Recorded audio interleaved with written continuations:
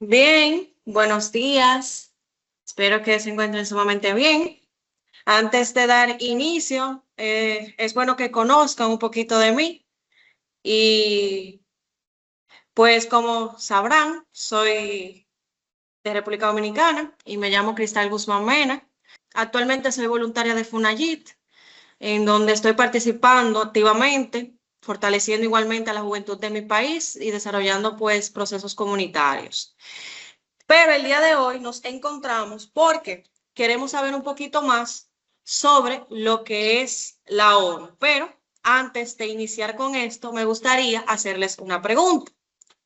¿Por qué los países necesitan una organización internacional para poder resolver los conflictos y promover la paz? Vamos a ver. ¿Por qué los países necesitan una organización internacional para resolver conflictos y promover la paz? Buena pregunta. Le pasaré el micrófono a un voluntario. Voluntario, ¿quién quiere responder? Buenos días, mi nombre es Snyder Berrío, estudiante de Derecho. ¿Y por qué los países necesitan una organización internacional para resolver conflictos y promover la paz? Pues yo creo que fue una necesidad que surgió a partir o a raíz de la Segunda Guerra Mundial. Como bien sabemos, fue una guerra que causó mucho desastre en muchos países y apuntando a una, digamos, entre comillas, una humanización, fue que tendrían que organizarse en los países para tomar decisiones trascendentales y de impacto global. Ok, muchísimas gracias. Me gustó mucho que me abarcaste esa parte del contexto histórico. Excelente. ¿Alguna otra persona? Buen día, yo soy Dubier Palacios, también estudiante de la carrera de Derecho.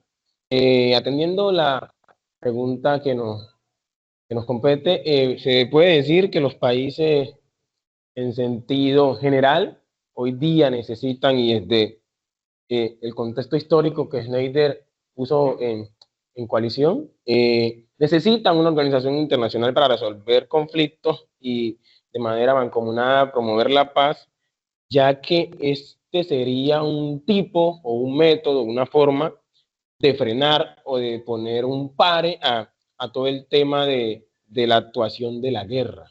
Este es el fin que le consigo yo a una organización internacional. Ok, muchísimas gracias por sus participaciones. Me han encantado mucho y más porque le hicieron mucho hincapié a esta parte de la historia. Y vamos a ver un poquito los objetivos del día de hoy. En general, vamos a comprender un poquito ese origen, esa evolución, esa estructura de lo que hoy conocemos como Naciones Unidas. Realmente las Naciones Unidas no fue una varita mágica y dijo, ¡puf!, Naciones Unidas. No. Todo esto llevó una evolución, un origen, una estructura, y lo que hoy conocemos como Naciones Unidas no nació como Naciones Unidas como tal. Algunos objetivos específicos, vamos a conocer un poquito esos antecedentes históricos que ya lo han mencionado. Me gusta mucho eso porque me están conectando ese ámbito histórico con lo que ayudó a la evolución y a la construcción de lo que hoy conocemos como las Naciones Unidas. También vamos a explicar un poquito esas fallas y los fracasos que tuvo la primera, o sea, la primera Naciones Unidas que tuvimos fueron la Sociedad de Naciones, y vamos a analizar un poquito la estructura orgánica de la ONU, sus principales órganos. Es importante conocer esta parte y reconocer las funciones y propósitos fundamentales que la ONU actualmente está trabajando en el mundo. No podemos dejar de lado que al ser una organización internacional y de la comunidad internacional, siempre está enfrentando situaciones, problemáticas. Y todo esto nos lleva al punto de la pregunta inicial. Y ustedes respondieron que es necesario, o sea, es algo que ante la palestra pública lo necesitamos. Ahora bien, vamos a iniciar un poquito con la historia per se. Cuando le hablan de la sociedad de naciones o cuando nos hablan de la sociedad de naciones, después de la Primera Guerra Mundial, porque fíjense algo, y esto es importante tenerlo presente, es que a través de que pasa una guerra mundial, vemos cómo las mismas naciones dicen, oh, pero ¿qué está pasando? ¿Por qué estamos luchando? Necesitamos sentarnos, dialogar, conversar. ¿Cuáles son las situaciones que están pasando? Tras la Primera Guerra Mundial, varias naciones se reúnen y dicen, tenemos que evitar que vuelva a pasar lo que pasó en esta Primera Guerra Mundial. Tuvimos bajas de personas, tuvimos civiles muertos, tuvimos demasiadas situaciones que no se pudieron controlar. Entonces, la Liga de Naciones o Sociedad de Naciones nace con el Tratado de Versalles, que este fue firmado el 28 de junio de 1919. Entonces, la creación de la Sociedad de Naciones nace con esa necesidad de evitar conflictos, o sea, de que no volvamos a vivir una guerra como la que ellos vivieron en ese entonces. Esta iniciativa fue presentada por el presidente Woodrow Wilson, quien fue que puso esas 14, o sea, los 14 puntos para poder crear dicha Sociedad de Naciones. Y a varias naciones en conjunto les pareció bien esos puntos, entendieron esa ambición de crear como una frontera para que no se volviera a crear otro conflicto y que se pudiera comunicar entre naciones las situaciones que se presentaban. Ahora bien, como cualquier organización que tiene objetivos, pero a su vez tenía ciertas debilidades. ¿Cuáles eran los objetivos de la Sociedad de Naciones? Mantener la paz y seguridad internacional, evitar que se creara una Segunda Guerra Mundial, ¿no es verdad? Promover el desarme progresivo entre las naciones, fortalecer la diplomacia y la resolución pacífica, impulsar la cooperación internacional. ¿Pero qué pasó? La Sociedad de Naciones tenía ciertas debilidades. Uno, era que carecía de fuerza militar propia para poder actuar. Segundo, unanimidad obligatoria bloqueaba las decisiones. ¿Qué pasa? Pasa que la Sociedad de Naciones no podían ponerse de acuerdo. Entonces, lo que estaba pasando entonces es que al no poder ponerse de acuerdo en esas decisiones, lo que acontecía es que no había una forma de llevar todo en una misma dirección, sino que cada uno estaba tomando una decisión y tomaba un bando. Entonces, esto bloqueaba las decisiones unilaterales y en unanimidad. Tercero, el abandono en aquellos entonces de las grandes potencias miembros, dígase, Estados Unidos, Rusia, Francia, Reino Unido, Suiza, Italia, o sea, todas estas naciones eran conocidas como potencias. Más, ya en esta actualidad, cuando hablamos de potencias, no es no es adecuado. Hablamos de países desarrollados, subdesarrollados y en vía de desarrollo. Pero en ese entonces se le conocía como potencias. Por último, una de las debilidades es que Estados Unidos nunca se integró a la organización. Como sabemos, Estados Unidos en los siglos XIX y XX empezó su apogeo. Estados Unidos fue el que propuso esto de la Sociedad de Naciones, mas no se integró a dicha organización. Esto fue una de las cosas que fue debilitando poco a poco la Sociedad de Naciones. Ahora bien, ¿por qué fracasó la Sociedad de Naciones? La Sociedad de Naciones no pudo evitar la invasión japonesa a Manchuria en 1931. La Sociedad de Naciones no pudo con la agresión militar de Japón y lamentablemente no pudo crear resoluciones para que pudieran ayudar a evitar dicha invasión. Segundo, la invasión de Italia a Etiopía en 1935. Igualmente con Japón. Pasó lo mismo. No pudieron evitar que Italia invadiera Etiopía. No hubieron resoluciones, no se ponían de acuerdo. Entonces, lamentablemente, vimos y conocemos la historia, ¿no es verdad?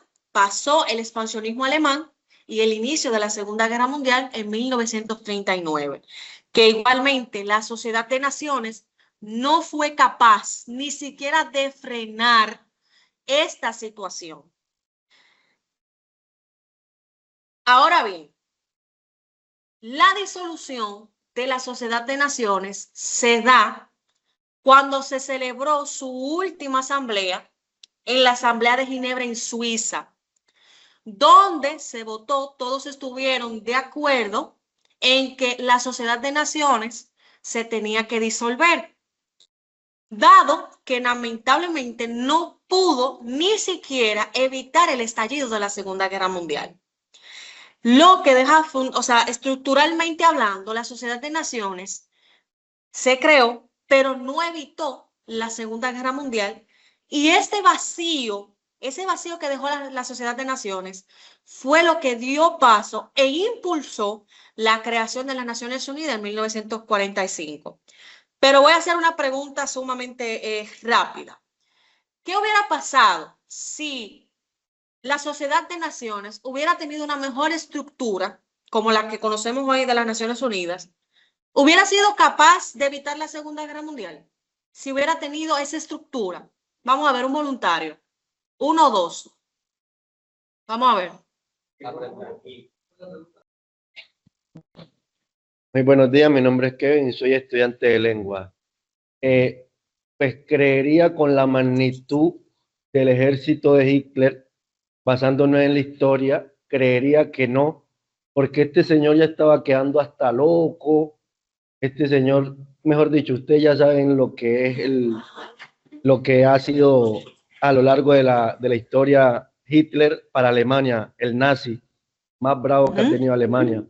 Entonces creería que no, porque este señor, a como diera lugar, iba a atacar, sí o sí. Pues desde mi postura y viéndolo, analizándolo, ya que me gusta ver muchos documentales sobre historia. Okay. Muy bien, excelente. Me gustó mucho. Vamos a ver otra más.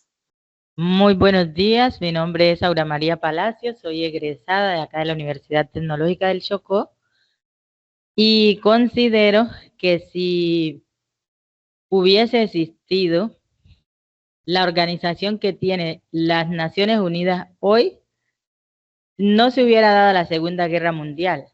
Si hubieran habido, digamos, intervenciones, como lo vemos hoy, de diferentes países, pero la guerra como tal, considero que no se hubiese dado. Me gustó mucho, en verdad. Vamos a tomar ambas opiniones y la vamos a unificar. Es cierto que Hitler, con la decisión de ese expansionismo que tenía, tal vez no se hubiera podido limitar a totalidad, pero sí no hubieran caído tantas personas, no hubieran visto tantos muertos como se registró, y tal vez se hubiera evitado el holocausto, hubiera menos muertes a los judíos, porque la Sociedad de Naciones hubiera tenido una mayor estructura, que es lo que vamos a ver más adelante, con la creación de las Naciones Unidas. Vamos a ver esa estructura, que es lo que marca la pauta de muchas cosas que actualmente estamos viviendo y estamos viendo y que están sobre la mesa de discusión. Ahora bien, vamos a darle un poquito de contexto. Ya sé que me gusta mucho que tienen ese contexto más abarcado, así que aquí lo puedo resumir. Y es que sabemos que la Segunda Guerra Mundial fue la que, o sea, dejó totalmente el mundo en una situación devastadora, lo que hizo de una forma alarmante, o sea, la creación de esa organización que pudiera estabilizar a las naciones, que pudiera haber una comunicación, una negociación. Se perdieron más de 60 millones de personas, destrucción económica masiva en Europa y Asia, lo sabemos. La crisis humanitaria sin precedentes, o sea, millones de refugiados. Tenemos que tener pendiente que los judíos, los polacos, o sea, tenían que irse, o sea, tenían miedo de que a ellos los mataran también, entonces tuvieron que movilizarse y desplazarse.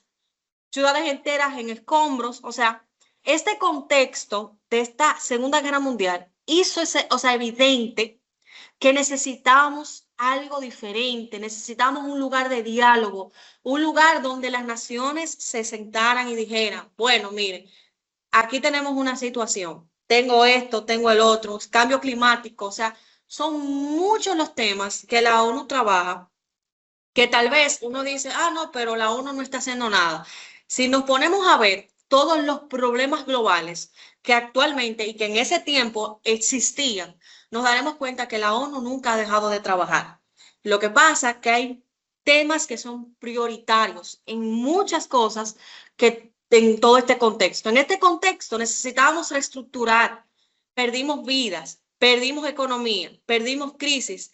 Entonces, teníamos de todo porque habíamos salido del crack del 29 y la Gran Depresión. O sea, teníamos ahí una línea de tiempo donde teníamos una economía totalmente destrozada. Entonces viene este líder de Alemania y entonces ahí acrecienta esta parte de la debilidad económica que se tenía a nivel mundial.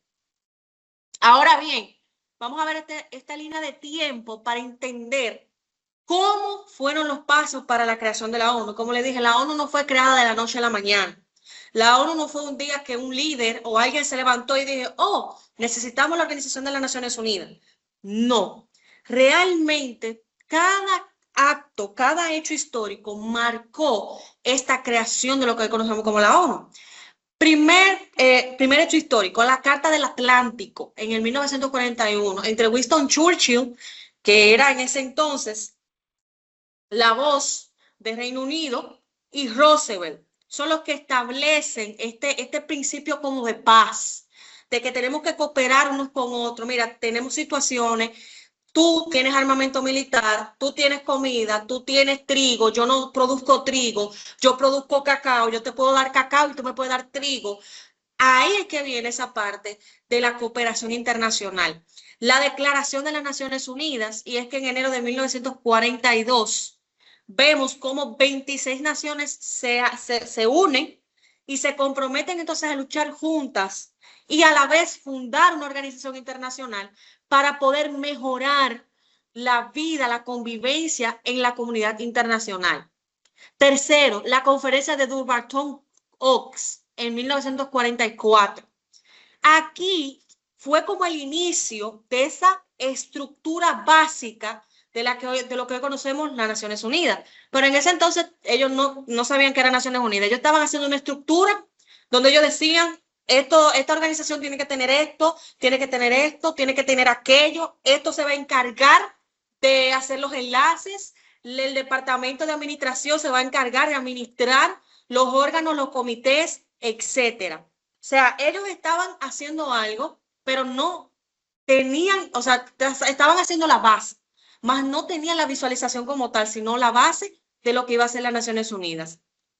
Cuarto, la conferencia de Yalta, en febrero de 1945. Aquí es donde vemos en ese entonces las grandes potencias que acuerdan el sistema de voto del Consejo de Seguridad. El Consejo de Seguridad es uno de los 5 órganos principales, que lo vamos a ver más adelante, de la ONU. Son los 5 primordiales. El Consejo de Seguridad es uno de ellos. Y por último, la conferencia de San Francisco, que se dio entre abril a junio de 1945, donde aquí se reunieron 50 naciones, donde redactaron y firmaron lo que hoy rige a las Naciones Unidas, que es la Carta de las Naciones Unidas, firmada el 26 de junio de 1945. Con este hecho es que se da por sentado la creación de las Naciones Unidas, que va a pasar entonces, pero el 24 de octubre de ese mismo año. Ahora bien, la fundación oficial, como les acabé de decir, fue el 24 de octubre de 1945. Aquí ya se le da esa apertura, esa decisión de que ya tenemos nuestra organización. Y entra en vigor entonces la carta que se firmó el 26 de junio. Entiendan que la carta fue la que le dio el inicio y la apertura a lo que hoy conocemos como la Organización de las Naciones Unidas. Su sede se encuentra obviamente en Nueva York, Manhattan, la sede de las Naciones Unidas en este caso. Aquí vamos a ver un poquito sobre esas potencias de aquellos entonces, que fueron las que crearon esta parte de la ONU, que firmaron la carta y que estuvieron de acuerdo con su creación. Y cabe destacar que los 5 miembros permanentes del Consejo de Seguridad fueron los fundadores claves. ¿Quiénes son? Estados Unidos, Reino Unido, Francia, China y en ese entonces Rusia, conocida como la Unión Soviética. Estos países firmaron la carta igualmente el 26 de junio de 1945 en San Francisco. Igualmente, países de América Latina se unieron como Argentina, Brasil, Chile, Cuba, Colombia, México, Venezuela y muchísimos otros más que si me pongo a mencionar, no terminamos hoy. Y también vemos que el 24 de octubre, la carta que se firmó el 26 empezó a funcionar inmediatamente con los 51 Estados miembros de aquel entonces. Actualmente la ONU cuenta con 193 miembros. O sea, ya ustedes pueden darse cuenta que actualmente la ONU retoma y recoge 193 Estados miembros plenos y 2 estados observadores. La Santa Sede o el Vaticano y Palestina.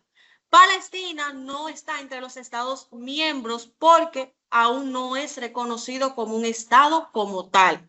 Lo conocemos como Estado de Palestina, pero para la ONU no es un estado. Y por ende pasa a un estado observador. ¿Qué es un estado observador? Observa las decisiones, analiza, más no puede votar y tampoco puede opinar en base a esas decisiones que toma la ONU.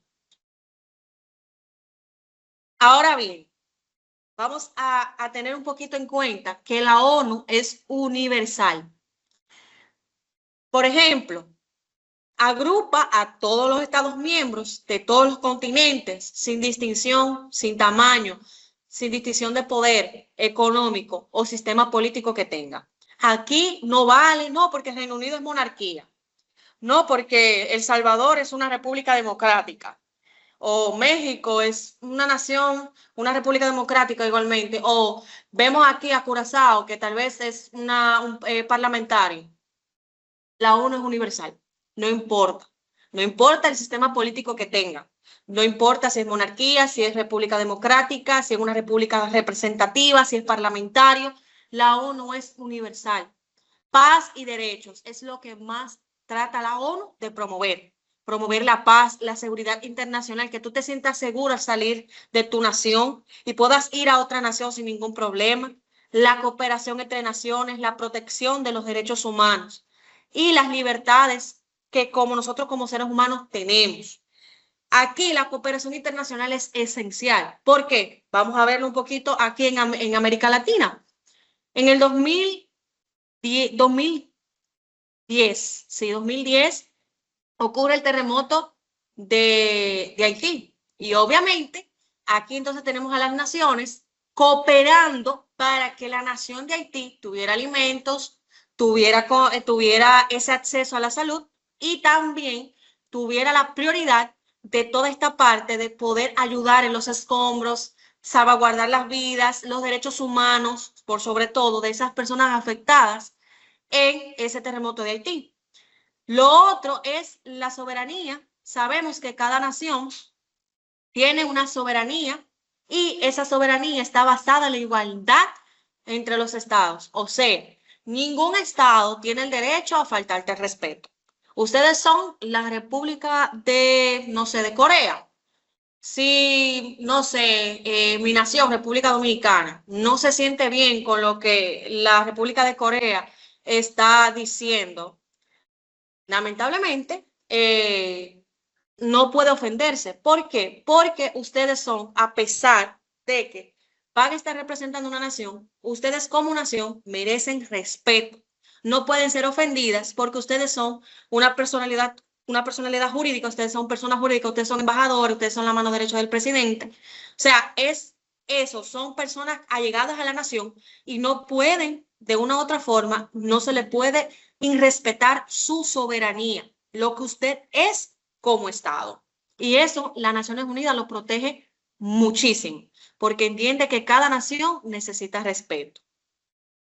Algunos propósitos principales, y esto se encuentra en la Carta de las Naciones Unidas, les invito a que la descarguen, la busquen y se lean algunos artículos, no todos. Pero la Carta de las Naciones Unidas es la que rige de por sí la estructura de las Naciones Unidas y de todo lo que se hace ahí. En su artículo 1, párrafo 2, vemos esta parte de fomentar entre las naciones relaciones de amistad basadas en el respeto, en el principio de igualdad de derechos y libre determinación de los pueblos. Vemos en su artículo 1, párrafo 1, mantener la paz y la seguridad internacional. Y por último, artículo 1, párrafo 3, promover la cooperación internacional en la resolución de problemas económicos, sociales, culturales y humanitarios. Ahora bien, le voy a hacer una pregunta random, súper rápido.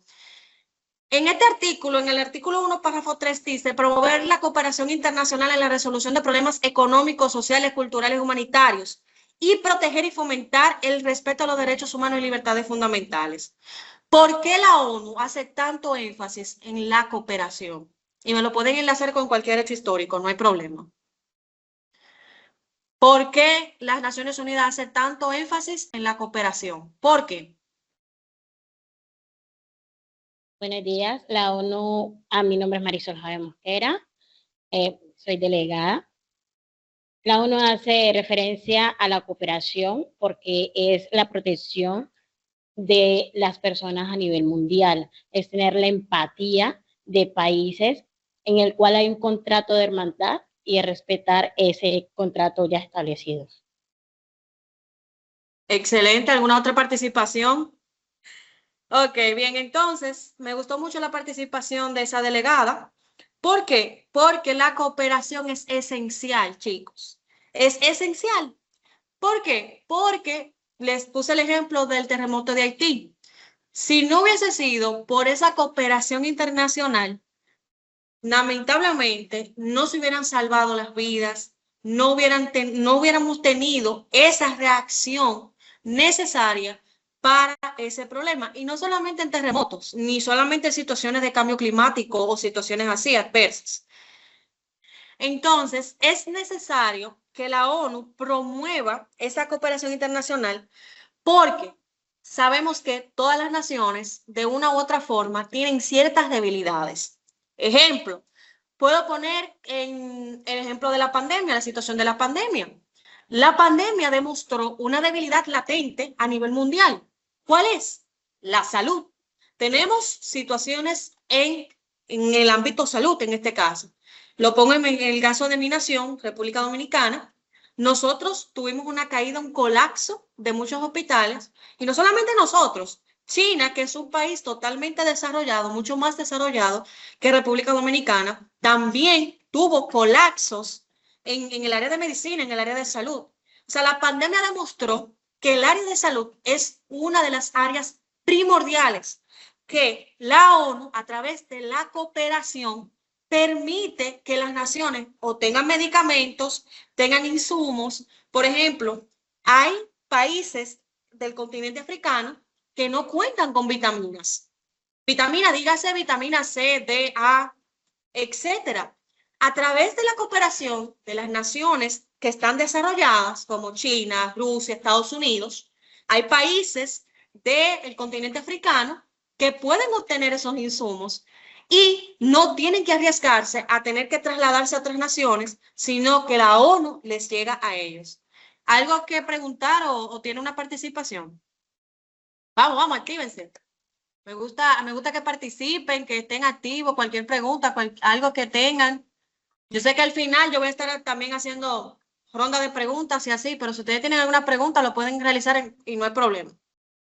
Bien, entonces continuamos. Después de salir un poquito de los propósitos principales, se los voy a resumir en 3 palabras. Propósitos principales de la ONU. 1, mantener la paz, en este caso. Segundo, las relaciones internacionales entre los países. Y tercero, la cooperación. De eso es los 3 puntos claves que tenemos que recordar de los propósitos principales de la ONU. Mantener la paz y la seguridad internacional, fomentar esas relaciones internacionales entre las naciones y tercero, la cooperación, promover la cooperación. Ahora bien, vamos a conocer los 5 órganos más relevantes de la ONU y que son los que los componen. De aquí es que salen los comités especializados, que vamos a ver algunos más adelante. La Asamblea General es el primer órgano, es el principal, el primero de las Naciones Unidas. Literalmente fue creado exactamente cuando se creó las Naciones Unidas. integrado igualmente por los 193 Estados miembros. Y este es el único órgano de las Naciones Unidas con representación universal. Dígase universal porque aquí están todas las naciones. Porque hay comités especializados donde no están todas las naciones. Por ejemplo, un comité especializado que sale de un órgano principal, en este caso lo vamos a ver más adelante, que es el ECOSOC, el Consejo Económico y Social. Del ECOSOC sale el Fondo Monetario Internacional, sale el Banco Mundial, sale la CEPAL y otros comités especializados. Pero me voy a la CEPAL. La CEPAL es la Comisión Económica y Social para América Latina y el Caribe. En este caso, en este comité tenemos también naciones como europeas, africanas, porque entendemos que la economía no solamente se mueve en América Latina o en el continente americano, sino que, por ejemplo, Chile hace comercio con China, Chile hace comercio con Japón, o sea, tenemos un comercio internacional. Entonces, la CEPAL se encarga del ámbito económico regional, exclusivamente para América Latina.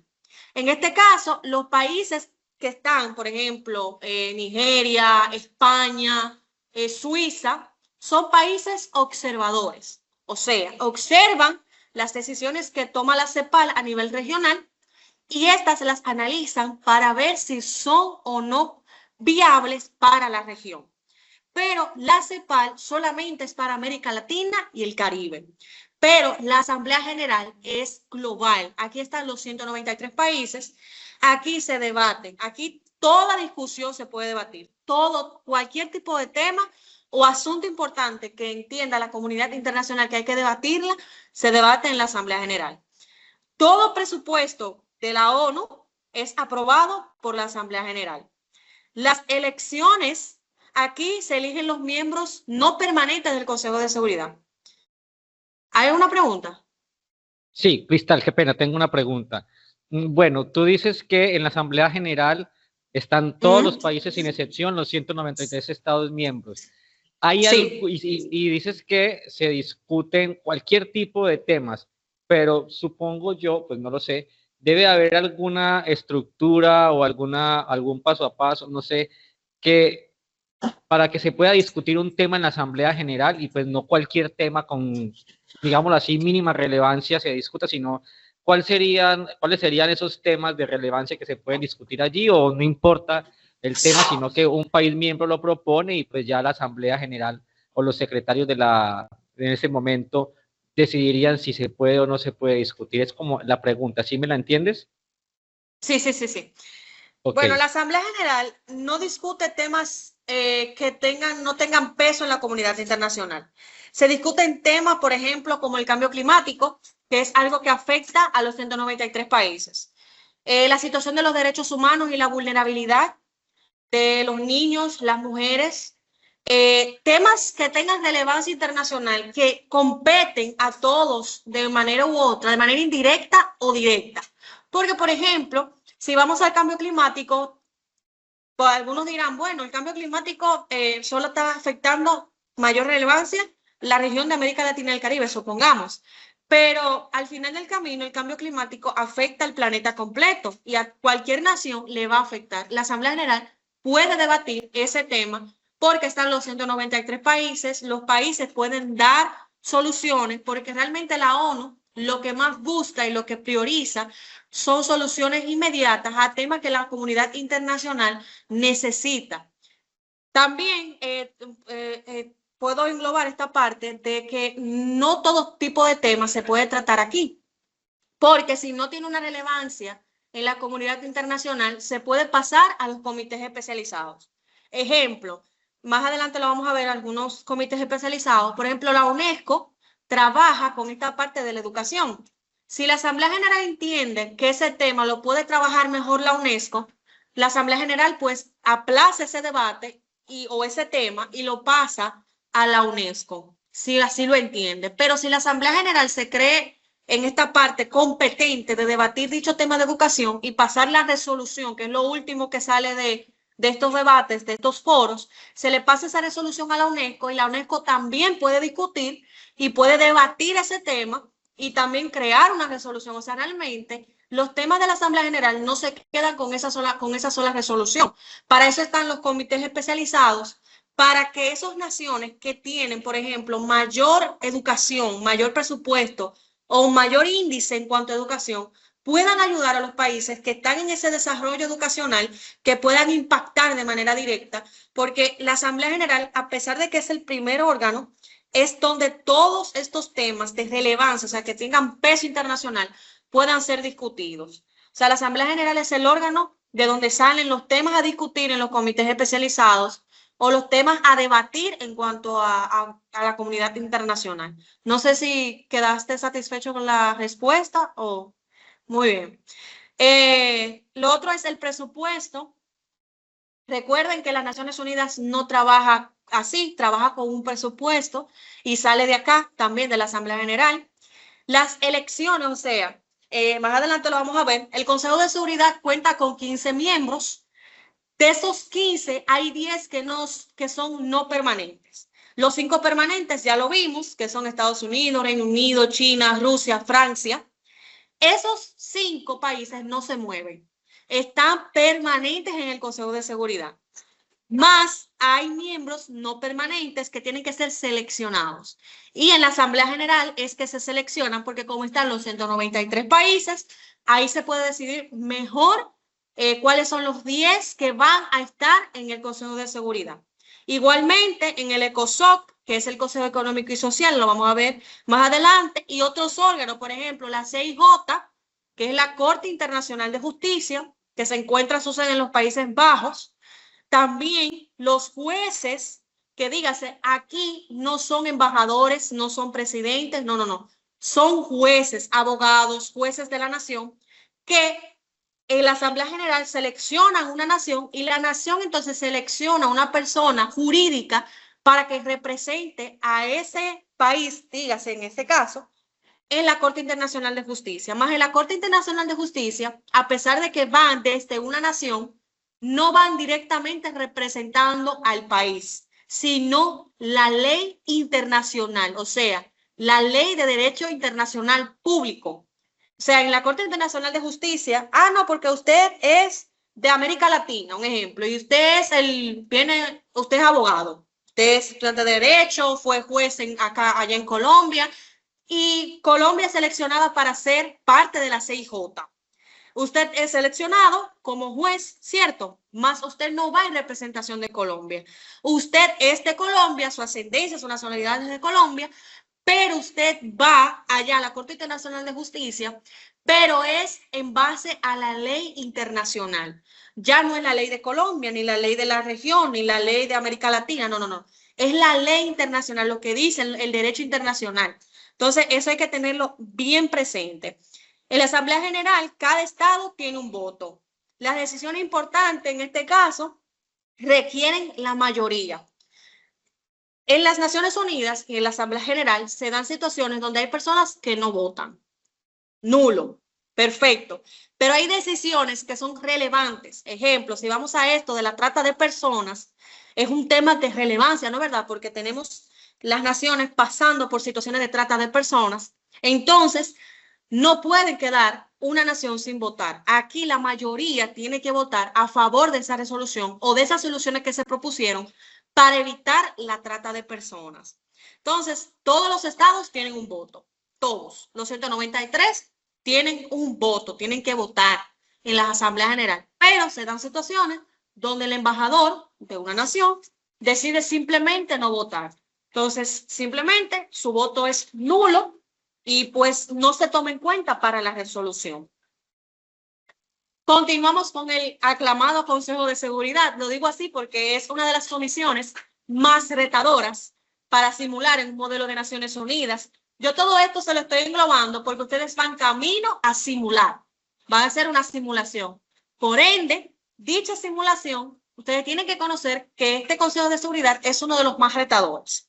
¿Por qué? porque este es igualmente que la Asamblea General fue creado conjuntamente con las Naciones Unidas en 1945 y vuelvo y les reitero, está compuesto por 15 miembros, 5 permanentes que son Estados Unidos, Reino Unido, Francia, Rusia y China, con derecho al voto, con derecho a veto. En este caso son los encargados de vetar cualquier situación en que se den con otras naciones, cuando se dé esta situación.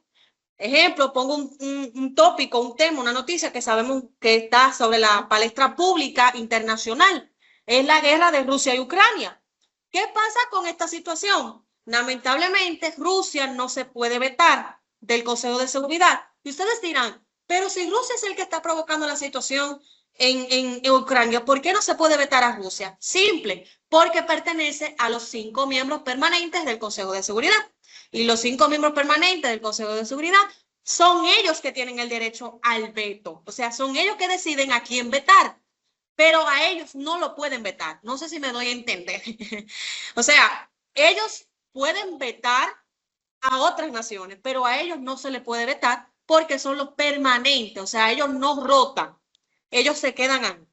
Y los 10 permanentes que son elegidos por un periodo de 2 años. Ejemplo, si a Colombia lo eligen en la Asamblea General para pertenecer al Consejo de Seguridad, la nación de Colombia durará 2 años en el Consejo de Seguridad y puede ser vetada del Consejo de Seguridad por cualquiera de los 5 miembros permanentes. En cambio, Colombia no puede vetar a ninguno de los 5 miembros permanentes porque, bien lo dice, 5 miembros permanentes, ellos no rotan.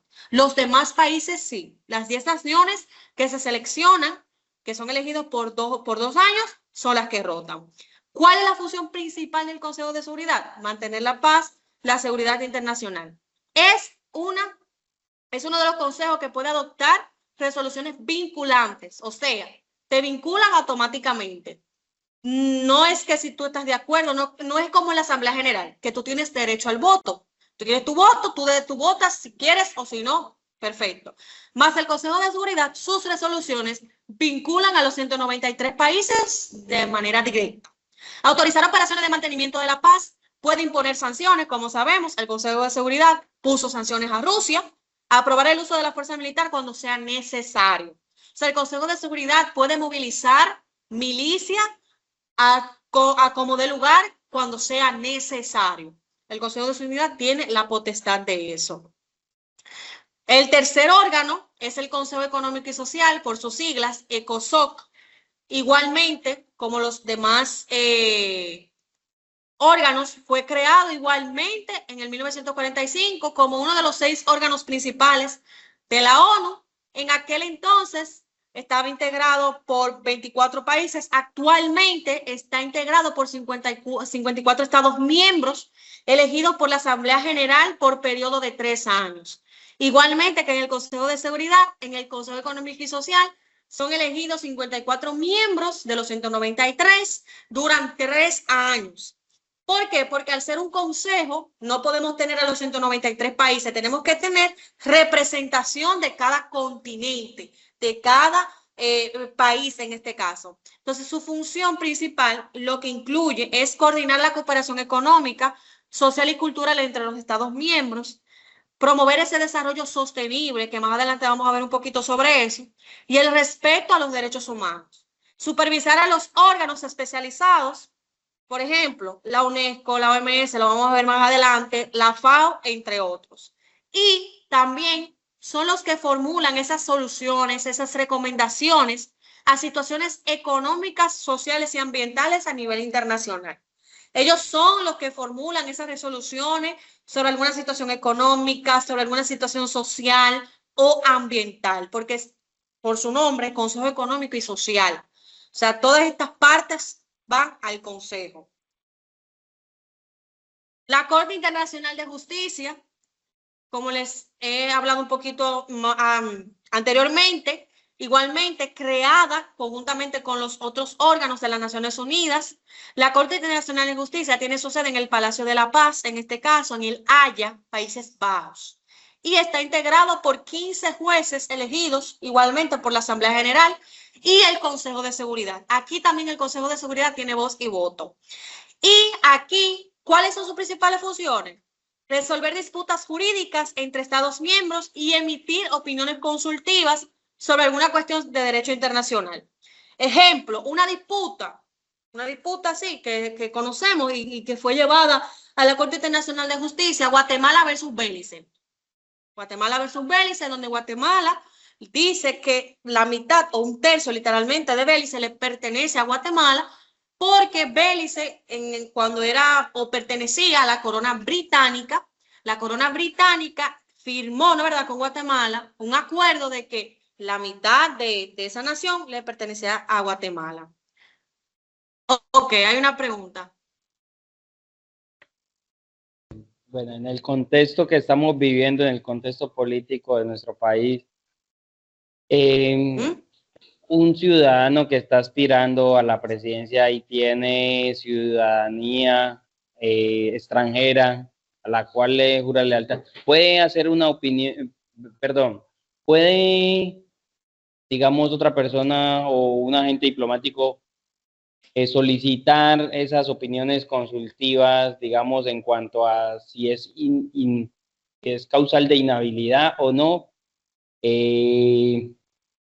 que una persona con otra nacionalidad ejerza la presidencia en ese país o le compete nada más al país. O sea, ese órgano puede, digamos, dictar un precedente en cuanto a esta materia o es competencia de cada país. Bueno, en ese caso, si los ciudadanos se reúnen y hacen un referéndum y dicho referéndum quiere que se lleve a la Corte Internacional de Justicia, la Corte Internacional de Justicia hace caso a este referéndum, porque realmente, a pesar de que la Corte Internacional de Justicia directamente tenga que ver con los derechos internacionales, también si su constitución vela algo diferente a lo que está pasando, la Corte Internacional de Justicia sí puede intervenir en ese caso judicial, ya sería un caso judicial, porque las opiniones consultivas, yo te diré ahora más adelante qué son las opiniones consultivas, pero ese caso se puede llevar a la Corte Internacional de Justicia sin ningún problema. Se hace un referéndum entre los ciudadanos y se lleva un referéndum. ¿Cómo se llamaría el caso? Bueno, sería pues ciudadanos versus extranjeros a la presidencia, más o menos tendría el nombre del caso, porque a cada caso se le da pues un nombre. Otro ejemplo que se puede poner para que entiendas esa parte y te quede más resuelta la pregunta. Por ejemplo, en Ecuador, en el 2000 se vivió una situación con una estudiante menor de edad llamada Paola Guzmán Albarracín. El caso lo pueden buscar así mismo.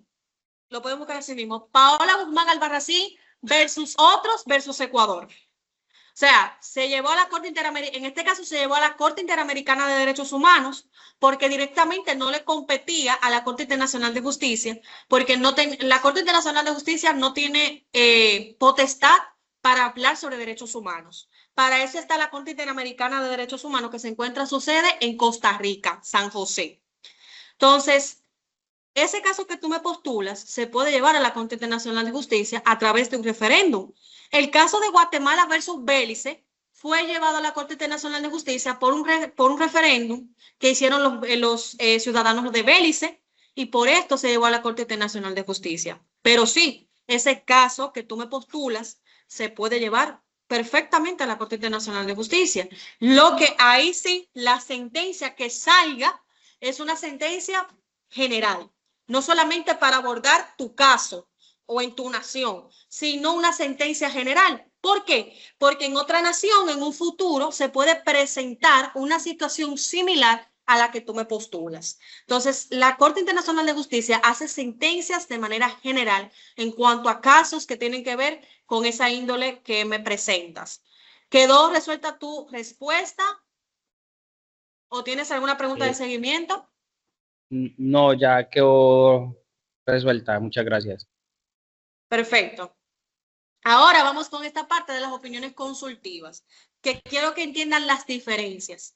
Mientras que un caso se da entre una persona u otra persona o entre una nación y otra nación, las opiniones consultivas son opiniones en base al derecho internacional. Ejemplo, le voy a poner un caso que se está dando actualmente en la Corte Internacional de Justicia. La Asamblea General le pidió a la Corte Internacional de Justicia una opinión consultiva sobre el uso de la IA en armamento militar. Entonces, la Corte Internacional de Justicia no hace una sentencia, hace una opinión consultiva, explicando qué rol tomará el derecho internacional cuando una nación use un dron automatizado con estructura de IA. O sea, la Corte Internacional de Justicia, a través de las opiniones consultivas, lo que busca es que el derecho internacional se ponga en ejecución y a su vez entonces se pueda penalizar cualquier caso que se dé en el futuro. Como sabemos, la inteligencia artificial, o por sus siglas IA, está de manera progresiva, o sea, está rapidísimo. O sea, en un momento de estos vamos a tener un robot llevándonos la comida a la cama, supongamos. Esto es un proceso que el derecho internacional, por más que quiera, no puede acaparar. Ejemplo, tenemos actualmente países que no penan o no es punable en este caso las estafas a través de, no sé, electrónicas. O sea, no es punable, o sea, no es penable. Entonces, la Corte Internacional de Justicia va a emitir una opinión consultiva para que se pueda penar todo uso de la IA en cualquier ámbito, en estafas electrónicas o en uso militar. O sea, estas son las dos partes que la Corte Internacional de Justicia hace. Y ojo con lo siguiente, la Corte Internacional de Justicia es independiente. ¿Qué le quiero decir con esto? Que por más que digan, no, porque es de la ONU, no. Los jueces de la Corte Internacional de Justicia tienen que ser imparciales, porque les vuelvo a reiterar, no están representando un continente o un país, están representando el derecho internacional, las leyes internacionales. ¿Qué me dice la ley internacional? Por ejemplo, derecho al mar, el derecho marítimo, el comercio marítimo. Hay tratados, hay resoluciones sobre eso. O sea, eso es lo que vela el juez en la Corte Internacional de Justicia. Igualmente, en la Corte Interamericana de Derechos Humanos. Ahí no, porque yo soy de Ecuador, yo soy juez de Ecuador. No, no, no. Usted es juez. Usted va a velar por los derechos humanos. Usted no va a velar que usted viene de Ecuador, que usted viene de Chile, de México. No, no, no. Usted es juez y su rol en este caso es responder a la ley internacional, o en este caso, a los derechos humanos. Tenemos también la Secretaría General. La Secretaría General es el principal órgano administrativo de las Naciones Unidas. Está compuesto, obviamente, por el Secretario General. Su fundación fue igualmente en el 1945. Igualmente entró en vigor con la Carta de la ONU. ¿Cuál es la función principal de la Secretaría General? Coordinar y administrar cada una de las actividades que la ONU hace, desde las decisiones que se van a implementar en la Asamblea General o en el Consejo de Seguridad, velar porque los comités especializados estén siempre en orden, que se estén debatiendo los temas necesarios. El secretario actual es Antonio Guterres, que es de su nacionalidad desde Portugal, y tiene funciones desde el 1 de enero desde el 2017 en este caso. Y el secretario general es elegido desde la Asamblea General igualmente por recomendaciones o con recomendación del Consejo de Seguridad por un periodo de 5 años renovables en este caso. El secretario general siempre dura en este caso 5 años. Por último, voy a mencionar aunque no, creo que no le voy a hacer mucho hincapié a porque ya a pesar de que sigue perteneciendo y está activo, ya con el propósito que fue creado, ya no es necesario. Y es el Consejo de Administración Fiduciaria, fue creado en el 1945 y también igualmente es un órgano de las Naciones Unidas que fue establecido para supervisar a los territorios en fideicomiso bajo administración internacional. Dígase que su función principal era, observar esos territorios coloniales y no autónomos. Ejemplo, esas naciones que le pertenecen a Reino Unido, que le pertenecen a Portugal, a Holanda, a Francia. Ese comité estaba encargado de velar por la administración de ellos. ¿Cuál fue el logro histórico de este comité? Es que contribuyó, o sea, tuvo un fuerte legado en la descolonización de numerosos territorios a lo largo del siglo XX, o sea, que su misión cumplió. Suspensión de sus operaciones fue el 1 de noviembre de 1994, tras la independencia de Palau, que fue el último territorio de fideicomiso, y el Consejo suspendió formalmente sus operaciones, a pesar de que sigue activo, está dentro de los órganos, más ya no tiene que hacer ninguna operación porque ya no queda ningún territorio que quiera de antemano ser independiente. Y su legado es que su trabajo fue fundamental para el proceso global de descolonización y la autodeterminación de los pueblos. Este consejo lo que ayudaba era, a través de fideicomisos que le pedían al Banco Mundial, a esos países que deseaban ser independientes, por ejemplo, Belice, un ejemplo de ellos, que fue colonizado por los ingleses, Reino Unido, fue a través de este Consejo de Administración Fiduciaria que pudieron ayudar a Belice a salir de esta colonización y que pudiera depender de él como nación. O sea que este consejo sigue activo, vuelvo y le reitero, más no ejerce ninguna operación porque ya cumplió su rol dentro de las Naciones Unidas, pero sigue siendo un órgano principal. Les recuerdo, yo sé que están un poquito agotaditos, ya estamos casi terminando, y es que la Carta de las Naciones Unidas, vuelvo y les reitero, es el documento principal, es el que permite la funcionalidad de la ONU. Sin esta carta, la ONU no existiera el día de hoy. Tiene 101 artículos y establece tanto propósitos, principios y estructura total de la ONU. Y también es la base del derecho internacional contemporáneo. Eso tienen que recordarlo siempre. Algo que yo siempre le digo a los delegados, tienen que tratar de leerse algunos artículos de la Carta de las Naciones Unidas, porque esto es lo que le va a permitir conocer un poquito más cómo es que la ONU trabaja. Algunos artículos que ya lo hemos visto anteriormente, solamente los voy a mencionar un poquito. Tenemos el artículo 1, los propósitos de la ONU. El artículo 2, los principios básicos que tiene la ONU. El artículo 24, que habla sobre el Consejo de Seguridad. Y el artículo 51 sobre la legítima defensa. Y es que este artículo es necesario entenderlo porque reconoce el derecho inmanente de la legitimidad defensa individual o colectiva en el caso de un ataque armado contra un Estado miembro. O sea, si usted como Estado sufre un ataque armado, usted está en legítima defensa. Usted puede defenderse con sus militares. Y eso lo vela la misma Carta de las Naciones Unidas. Para que ustedes vean que la Carta de las Naciones Unidas es el fundamento de muchísimos puntos esenciales. Vamos aquí un poquito a ver estos órganos especializados. No escogí todos porque son muchísimos. Si ustedes entran a la página de la ONU, van a ver que son muchísimos órganos especializados. Voy a explicar un poquito de por qué se llaman órganos especializados. Se llaman órganos especializados porque se especializan en un área. Ejemplo, la UNESCO, Educación, Ciencia y Cultura. Todo tema que tenga que ver con educación, ciencia y cultura, lo trabaja la UNESCO. Por ejemplo, esto de los patrimonios culturales, siempre van a decir, esto es patrimonio cultural que se dio que declarado por la UNESCO. Mira que las ruinas de Machu Picchu son patrimonio cultural de la humanidad establecido por la UNESCO. O sea, la UNESCO es la que se encarga de todos estos ámbitos. Fue fundada igualmente en el 1945, es la encargada de promover la educación universal, que todos los niños, niñas, adolescentes tengan igual educación, protege el patrimonio cultural mundial, Machu Picchu, las pirámides aztecas, la pirámide de Giza en Egipto, todos estos patrimonios que hoy tenemos tangibles, la UNESCO es que se encarga de cuidarlos. Y también fomentar la cooperación científica e intelectualidad entre los países miembros.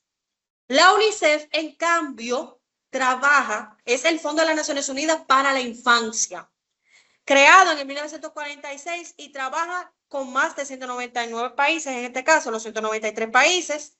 ¿Y de qué se encarga la UNICEF? Bueno, de proteger los derechos de los niños y niñas, que todo niño y niña tenga acceso a la salud, buena comida, buena nutrición, educación y un tema muy importante y relevante, la protección contra la violencia y la explotación de los niños y niñas. La OMS, que creo que la tienen que conocer porque con la pandemia se dio a conocer este organismo especializado o este comité, que es la Organización Mundial de la Salud, fue fundada o creada en el 1948, es la que dirige y coordina la salud pública internacional, es la que se encarga de todas estas situaciones de pandemias, de situaciones de gripes, o lo que se dé a nivel mundial, la OMS se encarga. Es la que combate enfermedades, establece normas sanitarias globales, lo vimos con la pandemia, ¿no verdad? Vimos el distanciamiento, vimos las mascarillas, que manitas limpias o alcohol, todo esto son normas sanitarias que estableció la OMS y apoya a los países en el fortalecimiento de sus sistemas de salud.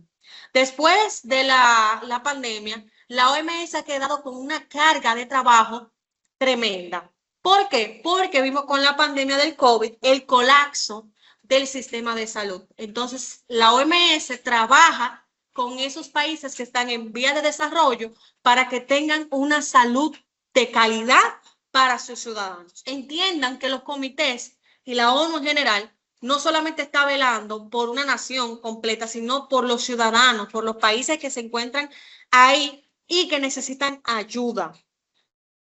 Tenemos la Organización de las Naciones Unidas para la Agricultura y la Alimentación, por sus siglas, FAO. Este se encarga a totalidad para erradicar el hambre, mejorar la parte de la nutrición y garantizar una seguridad alimentaria mundial. O sea, la FAO es la que se encarga de la agricultura, vamos a ponerlo así, de lo que producen las naciones, la alimentación, cómo se está nutriendo una nación, qué es lo que más está consumiendo, por ejemplo, la Coca-Cola o los papitas. O sea, todo eso la FAO los vela. O sea, tenemos que ver cómo mis ciudadanos están comiendo. Aquí les puse dos bastante importantes juntas, que son la OIT y el PNUD. La OIT es la Organización Internacional del Trabajo. Esta se encarga de promover el trabajo decente, los derechos laborales y la justicia social en todo el mundo. O sea, es la que se encarga de que usted como ciudadano tenga un trabajo decente y que no se le vulneren sus derechos laborales. El PNUD, que es el Programa de las Naciones Unidas para el Desarrollo, este apoya a los países para la erradicación de la pobreza y el logro del desarrollo humano sostenible. Más adelante vamos a ver esos objetivos, que es lo que rigen actualmente a la ONU, y es lo que la ONU ha estado trabajando con aspiraciones al 2030. Por último, el ACNUR, que es el Alto Comisionado de las Naciones Unidas para los Refugiados.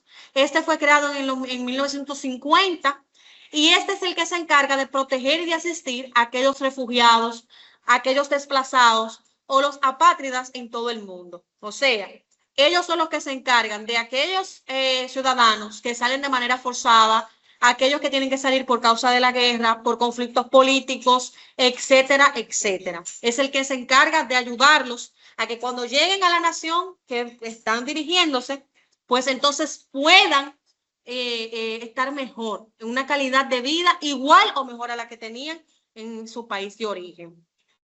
Como les digo, los objetivos de desarrollo sostenible, les invito igualmente a que los busquen, lo investiguen y los lean. Cada objetivo tiene indicadores. ¿Qué son los 17 Objetivos de Desarrollo Sostenible y cómo transforma el mundo hacia 2030? Bueno, es una agenda global de 2030 y un plan que nos ayuda de manera directa a las naciones a comprometernos. Por ejemplo, el primer Objetivo de Desarrollo Sostenible es la erradicación de la pobreza, en este caso, que sabemos que con los indicadores, cada nación tiene indicadores diferentes. Dígase, por ejemplo, ya les dije el primer objetivo, que es fin de la pobreza o erradicación de la pobreza. El ejemplo más latente que puedo usar es de mi nación, Y los indicadores que República Dominicana tiene no son los mismos indicadores que tiene Colombia. Los objetivos de desarrollo sostenible se adecúan a la nación y a las necesidades que tenga la nación. Como les dije, el primer objetivo es fin de la pobreza o erradicación de la pobreza. El 2, hambre cero. 3, salud y bienestar. 4, educación de calidad. 5, igualdad de género. 6, agua limpia y saneamiento. 7, energía renovable, energía asequible y no contaminante. 8, trabajo decente y crecimiento económico. 9, industria, innovación e infraestructura. El 10, la reducción de las desigualdades. El 11, ciudades y comunidades sostenibles. 12, producción y consumo responsable. 13, acción por el clima. 14, vida submarina. 15, vida de ecosistemas terrestres. 16, paz, justicia e instituciones sólidas. Y por último, 17, alianzas para lograr los objetivos. Voy a hacer una pregunta súper rápida. ¿Con qué ustedes creen que estos objetivos de desarrollo sostenible se pueden lograr? Y es un fundamento de la ONU. Vamos a ver, ¿cómo ustedes creen que las naciones pueden lograr estos objetivos con miras al 2030? Bueno, yo creo que es posible creando comités de desarrollo de sostenimiento a nivel nacional. Hay que crear esas fundaciones, esos comités en el cual tengan la toma de decisiones certeras y concretas, que hagan un estudio detallado y analítico de todo lo que hay en nuestro país y cómo se puede desarrollar y poner en marcha todo el plan de desarrollo sostenible.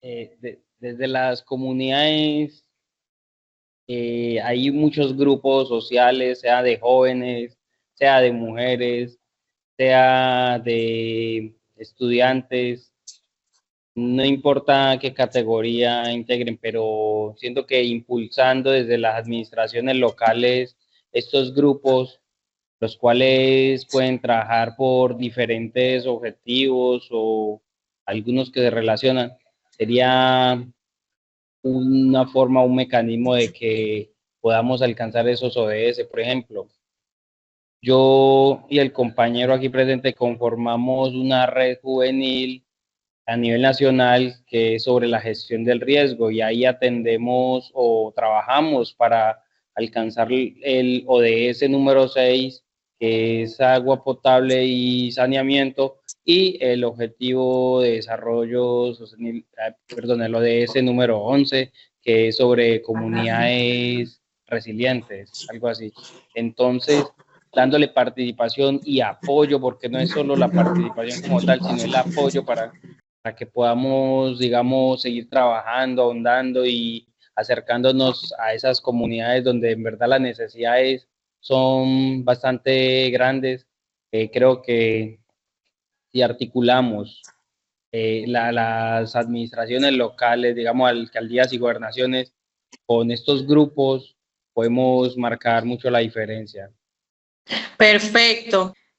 Por ejemplo, República Dominicana exporta arroz, que cebolla, que plátano, pero nosotros necesitamos de otras naciones. Necesitamos otros elementos que nosotros no tenemos o no creamos. Entonces, en este caso, los objetivos de desarrollo sostenible se logran con esa cooperación internacional. Esa cooperación, esa hermandad que podamos tener entre las naciones. De que tienes problemas, por ejemplo, el objetivo 6 que mencionó el delegado.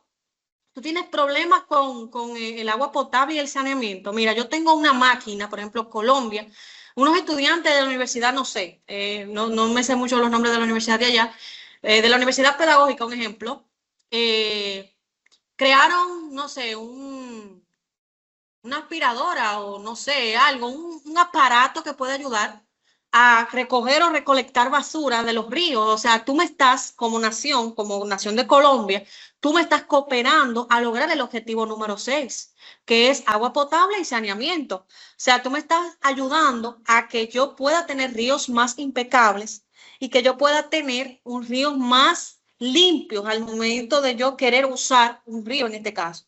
Entonces, realmente la cooperación es necesaria. A través de los Objetivos de Desarrollo Sostenible nos hemos percatado de eso. O sea, realmente necesitamos el apoyo de otras naciones para poder lograr los objetivos a totalidad. Con miras al 2030, yo entiendo que varias naciones tendrán los objetivos no a totalidad, no al 100%, pero sí tendrán un buen porcentaje de que pudieron lograr ese objetivo en su nación.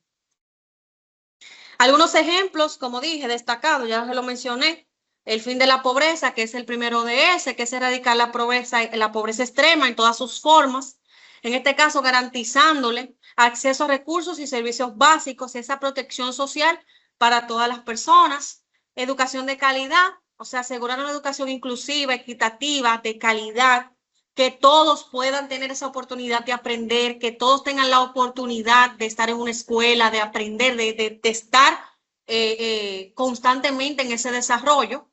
Acción por el clima, en este caso es adoptar ya medidas urgentes porque ya el cambio climático es real, para combatir el cambio climático y sus efectos, ya que fomentando esta parte de la resiliencia y la capacidad de adaptación global.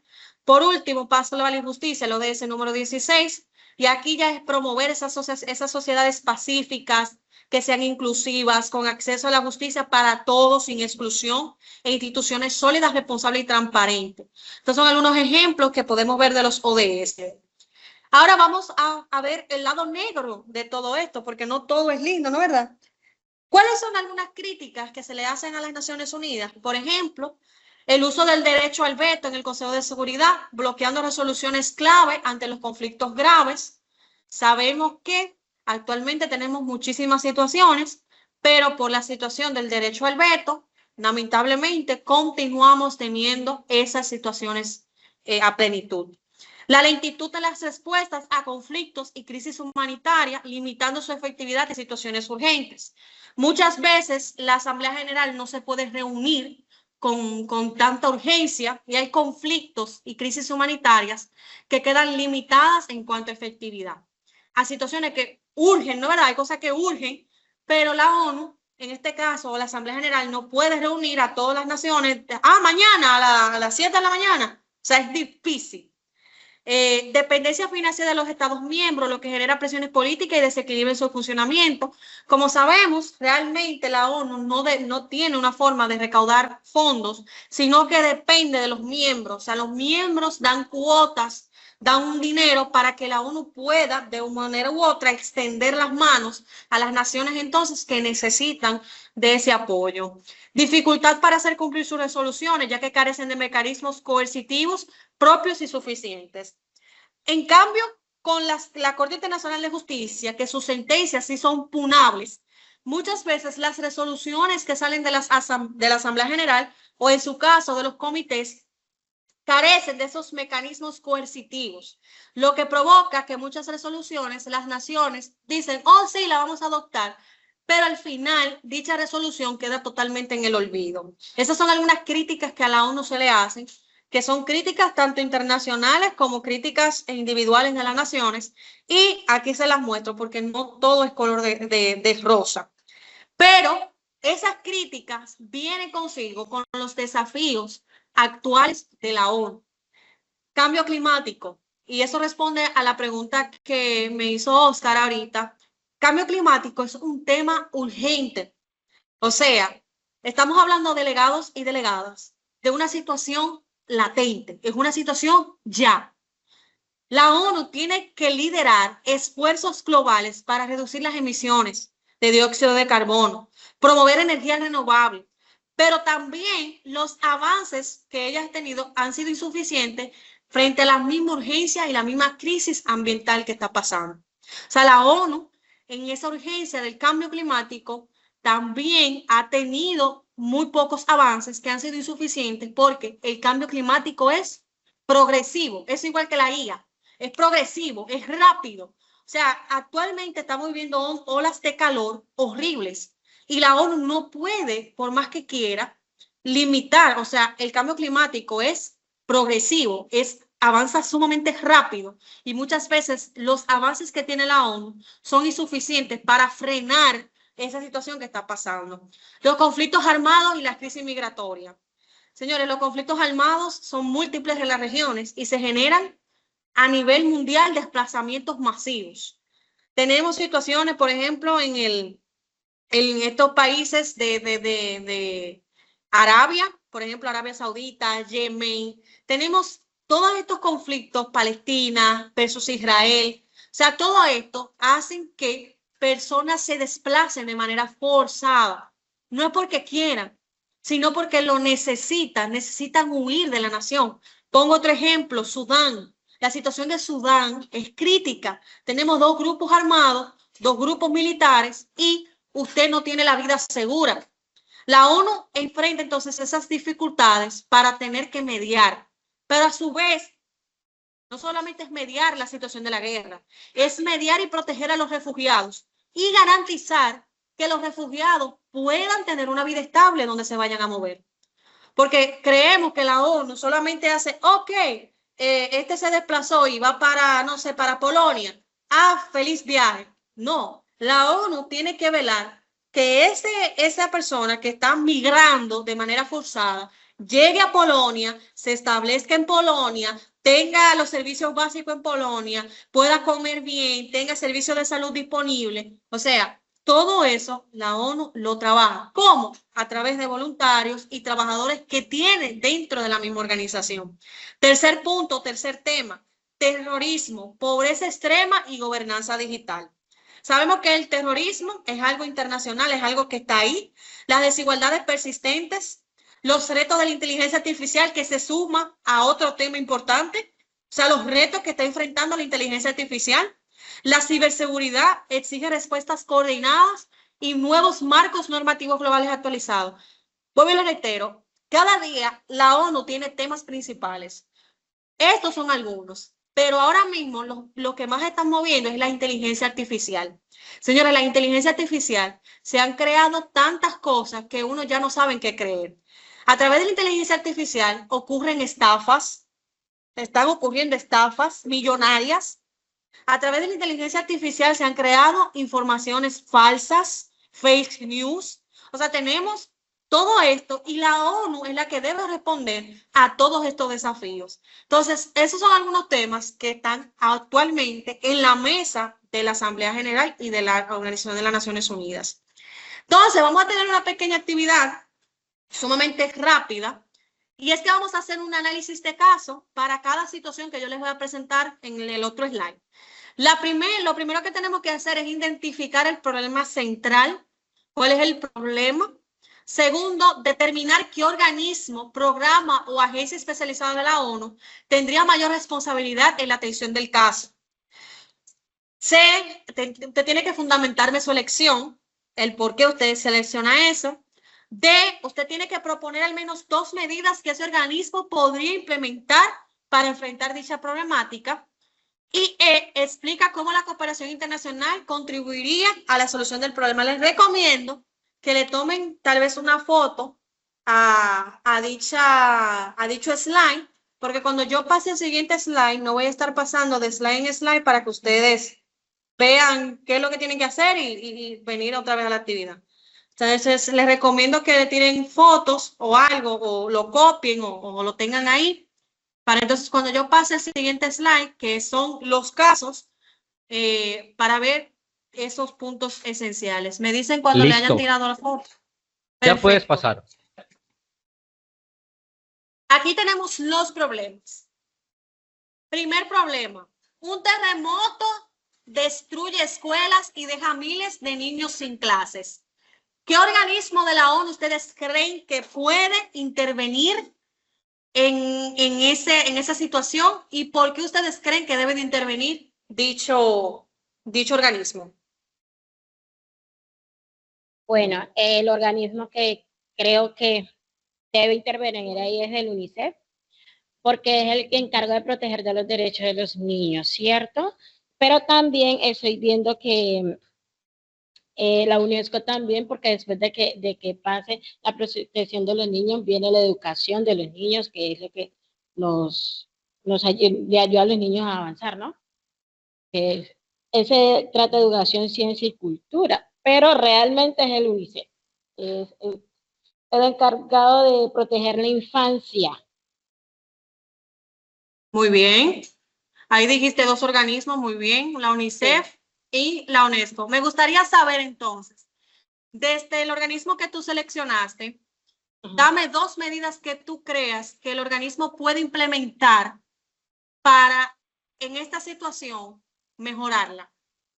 Bueno, una de las medidas que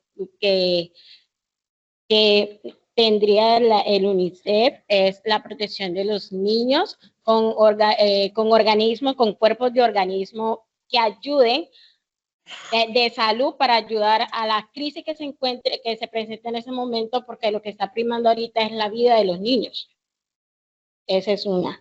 Y la otra sería el protocolo de lo que es la alimentación y todos los recursos necesarios que el niño en sí está necesitando.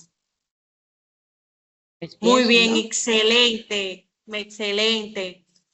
Bien, continuamos entonces, ya que me dices esas dos medidas, están más que excelentes y eso es lo que busca la ONU como tal. Entonces, ¿tú entiendes que la cooperación internacional aquí es necesaria, sí o no? Por supuesto que es necesaria, es el apoyo internacional que toda nación debe tener, porque te dice que hay un tratado de hermandad que es a nivel mundial. Perfecto. Ahora bien, vamos con el segundo situación o problema. Se produce una epidemia que afecta a millones de personas. ¿Qué organismo de la ONU puede intervenir ahí? Ok, bueno, yo considero que, bueno, mi nombre es María Camila, entonces yo considero que esa organización de la ONU que tendría que intervenir sería la OMS, ya que esta se encarga, bueno, es la Organización Mundial de la Salud. ¿Y por qué tendría que intervenir? Bueno, porque dependiendo de qué traiga, digámoslo así, o las problemáticas que traiga esa epidemia, buscar cuáles son las necesidades que se deberían suplir para así mismo controlarla. Muy bien, y dame dos medidas, María Camila, que debería tomar la OMS. Ok, bueno, dos acciones podrían ser, bueno, podría ir muy vinculado a las necesidades que se requieran, por lo menos si se tiene que tener más cuidado en cuestión de la limpieza en cuanto a higiene personal o de la alimentación. Y otra podría ser, no sé,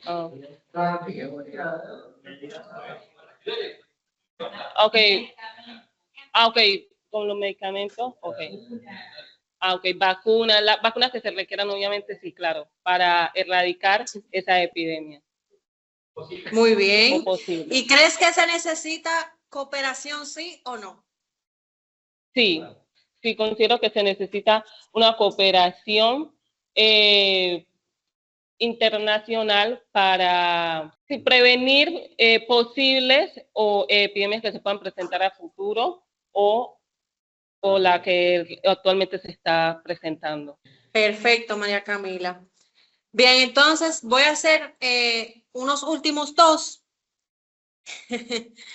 En este caso, miles de personas huyen de su país debido a una guerra. Vamos a ver, ¿qué comité? Bueno, muy buenos días. Yo creo que el organismo que debería intervenir en este caso sería la ACNUR, que es la más especializada para este caso, que es para proteger para este tipo de situaciones de desplazamiento y de guerra en un país.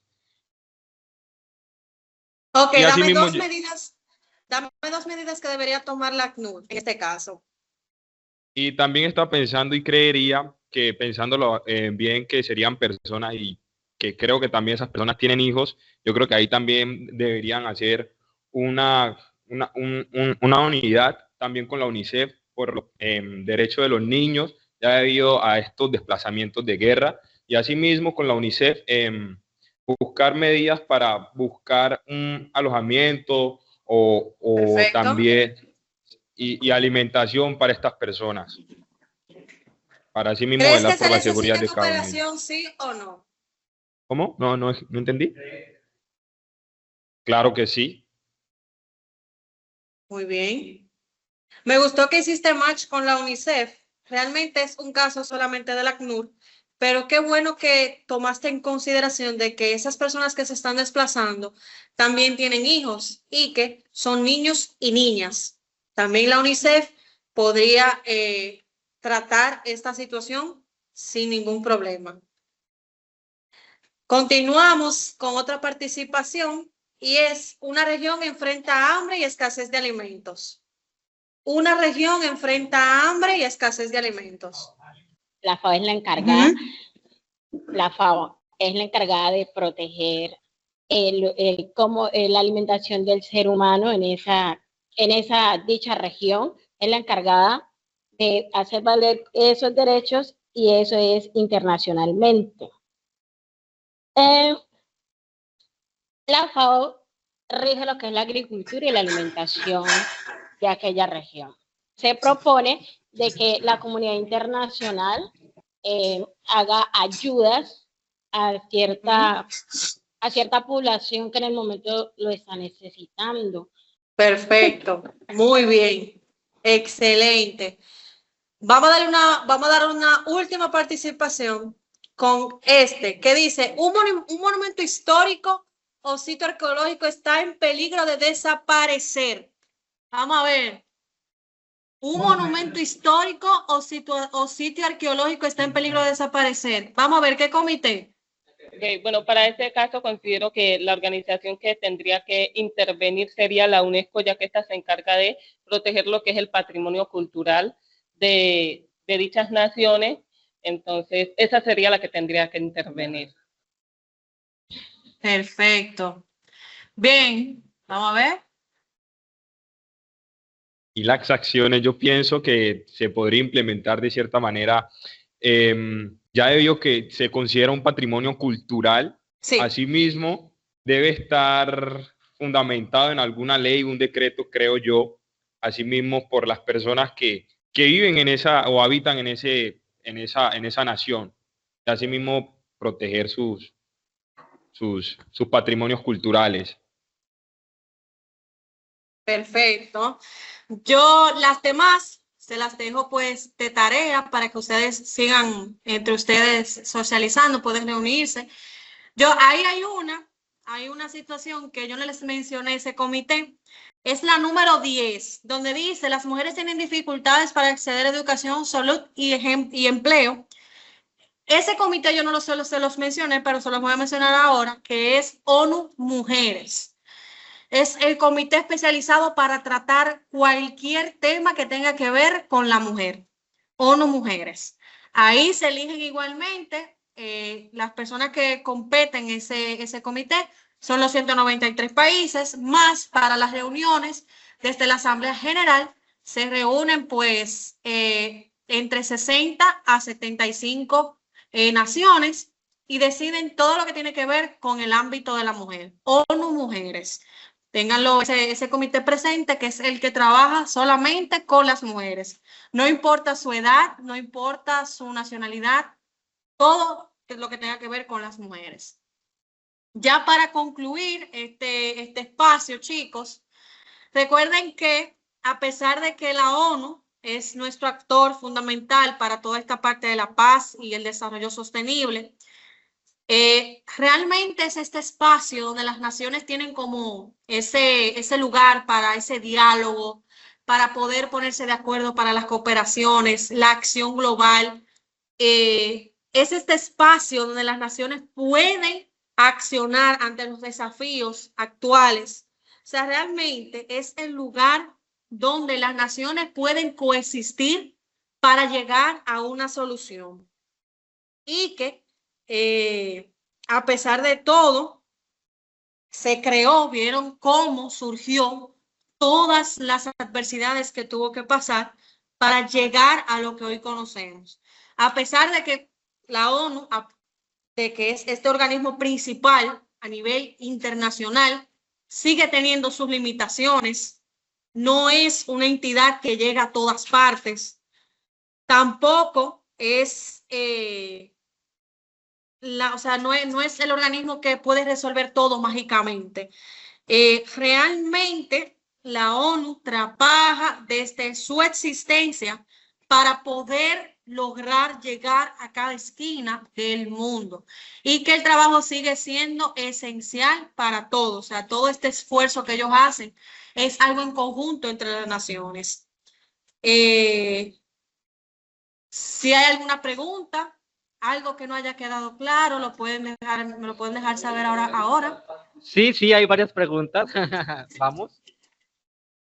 Bueno, yo tengo una pregunta en cuanto al UNICEF y, bueno, con referente a aquello. Lo que pasa es que actualmente, de mucho tiempo, se ha vivido una situación con los niños, generalmente con las niñas, en diferentes países que a corta edad las están casando con adultos. Yo pienso que el derecho de los niños es fundamental, en el cual no entiendo el por qué el UNICEF o la ONU en general no ha protegido esos niños. Hay países en el cual no solamente niños, sino las mujeres en total no tienen voz ni voto. Entonces, no entiendo el por qué no lo han hecho. Si hay creado dichos organismos de protección a niños, niñas y mujeres. Ok. Bien, mira, entre una de las limitaciones que tiene la ONU es la parte cultural. ¿Qué pasa? Hay cosas que son lamentablemente culturales, que por más que la ONU intervenga, son cosas tradicionales, son cosas que se hacen en esa nación. Ejemplo, yo sé que no se puede mencionar, pero India es uno de esos casos donde casan a niñas con hombres mayores y eso es algo cultural. O sea, por más que la ONU intente, la limitación de la cultura es lo que no permite que la ONU pueda trabajar. Igualmente en los países donde son musulmanes, donde es uno de los países, o sea, hace referencia en esa parte de que, por ejemplo, en los países donde la religión es musulmana, las mujeres no tienen ni voz ni voto. Entonces ahí tenemos otra limitación. No es solamente cultural, sino religiosa. Entonces, la ONU tiene que respetar. ¿Por qué? Porque la Carta de las Naciones Unidas habla de la soberanía y del respeto a la soberanía. Entonces, por más que la ONU quiera trabajar y ha hecho millones de esfuerzos para eso, la cultura y la religión son limitaciones estructurales que no permiten que la ONU pueda trabajar y ayudar a esas niñas. Es lamentable el caso, pero la ONU no puede hacer mucho cuando la cultura se lo prohíbe o la religión lo limita. Entonces, a pesar de que es un órgano internacional y India o los países que profesan la religión musulmana pertenecen a la ONU, lamentablemente estas cosas están arraigadas culturalmente y religiosamente. Eso es igual con una situación que estaban enfrentando las niñas en Sudáfrica. Voy a tratar de no ser tan cruda o tan sensible, pero a las niñas a corta edad se le hacía cierta operación en su parte íntima y esto todavía sigue porque es algo cultural. La ONU ha hecho millones de esfuerzos a través de la UNICEF para evitar que a las niñas se le haga dicha operación en sus partes íntimas, pero la ONU no ha podido erradicarlo porque es algo cultural, viene de generación en generación, en generación, en generación. Entonces, lamentablemente, la ONU no se le ha acreditado los esfuerzos que ha tratado de hacer, sino que estamos viendo las limitaciones. Entonces, primero hay que derribar las limitaciones para poder la ONU hacer algo. ¿Tienes alguna pregunta de seguimiento? Pues pregúntanos, si no es que, o sea, yo no entiendo por qué si realmente la ONU fue creada para los derechos humanos, independientemente de la cultura, independientemente de que sean sus tradiciones, se le entiende, estamos hablando de los derechos humanos, es de la humanidad en sí. Y se le entiende, ¿no? Porque son sus tratados y se le entiende, pero o sea, yo pienso que el derecho humano prevalece, es la vida de un niño, es la vida de la mujer, de una persona, de un humano. Gracias. Siempre. ¿Alguien más que tenga alguna duda? Bueno, yo tenía una duda acerca de lo que, bueno, de alguna de las diapositiva que estaba presentando, y es acerca de, acá en uno de los órganos de las Naciones Unidas, que es la Secretaría General, usted dijo que se escoge a ese secretario general y tiene un periodo de 5 años y se puede apelar, pero como ampliar, pero o sea, como cuántas veces se podría seguir teniendo al mismo secretario. Exacto, pero ¿por cuántas veces? Bueno, mira, en ese caso, las Naciones Unidas, a través de la Asamblea General, toman la decisión de si quieren continuar con ese secretario o lo someten a votación para cambiarlo. Muchas veces puede continuar el secretario general porque la Asamblea General así lo decide. Las naciones se sienten conformes con el trabajo del secretario general. Por eso vemos que el secretario actual tiene desde el 2017, a pesar de que son 5 años contractuales. Pero si la Asamblea General decide darle un tiempo más por su trabajo o cómo se ha desarrollado, la misma Asamblea General lo decide. Muchas veces sucede, sí, que hay secretarios generales que no duran los 5 años y hay secretarios generales que duran sus 5 años respectivamente y no vuelven a ser secretario general. Pero eso depende ya de la Asamblea General a totalidad. O sea, la Asamblea General es la que decide si el secretario general continúa, si el secretario general puede ser sustituido, si el secretario general puede 5 años más, etcétera. Todo es en base a los 193 países que conforman la Asamblea General. Ok, bueno, muchísimas gracias.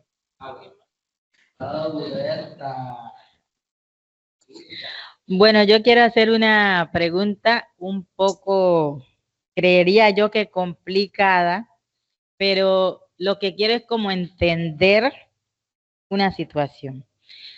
Bueno, como hemos visto que las Naciones Unidas fueron creadas como para tener un orden mundial en diferentes aspectos, pero los 5 países que son, digamos, como inamovibles de la Asamblea General, ellos no son, digamos, como los dueños de la organización. Por algún motivo, pues están allí. Entonces, geopolíticamente, los países o las naciones son soberanas de sus territorios, de sus estados, de sus países, de sus naciones.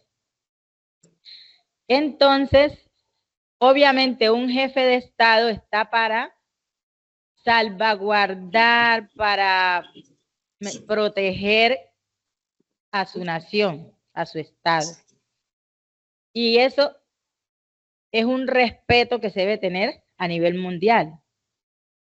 Entonces, yo miro el caso de Estados Unidos, que Estados Unidos parece que fuera el presidente del mundo, porque de esos 5 miembros, digamos, que son inamovibles, uno no ve que ninguno de ellos va a intervenir a otro país, a no ser que sea una guerra que tiene pues directa con alguien. Pero Estados Unidos, así no tenga una guerra con ningún país, si él ve que el mandatario de ese país, según ellos, no está actuando como tiene que ser para ellos, entonces van, lo extraen, sancionan al resto de los países del mundo con aranceles y digamos que acorralan a ciertos países para que desistan de su gobierno, digamos, del jefe de Estado que esa nación ha puesto allí, poniéndoles sanciones con diferentes cosas, o sea, ¿cómo le digo? ¿Cómo? No, o sea, un caso, digamos, el de Cuba en este momento, que le limitan el ingreso del petróleo y cualquier nación que les ayude, pues también van en contra de esa nación. Entonces,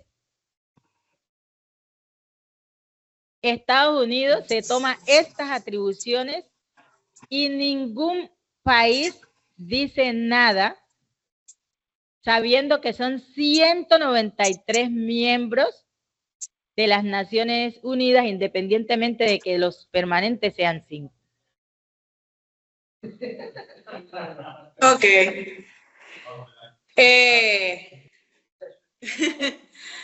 Ok, mira qué es lo que pasa. Vamos a recordar un poquito la historia. ¿Quiénes fueron los que ganaron la Segunda Guerra Mundial? Estados Unidos. Bueno, China no estaba, pero lo entraron. Reino Unido, Francia, Rusia. ¿Qué pasa? Los 5 miembros permanentes del Consejo de Seguridad son los que ganaron en la Segunda Guerra Mundial. Fueron los que de una u otra forma el mundo o las demás naciones los vieron como héroes mundiales. Lo pondría de esa forma. O sea, esos héroes que limitaron la expansión alemana, a la expansión nazi, los que ayudaron a los que sobrevivieron del Holocausto. O sea, realmente eso es lo que pasa. El Consejo de Seguridad, esos 5 miembros permanentes tienen el derecho al veto, o sea, tienen derecho a vetar a otras naciones, mas no pueden las demás naciones vetarlos a ellos. Ahora bien, ¿qué está pasando? Tú me planteas una situación geopolítica, una situación que de una u otra forma las Naciones Unidas no pueden controlar, porque son naciones soberanas.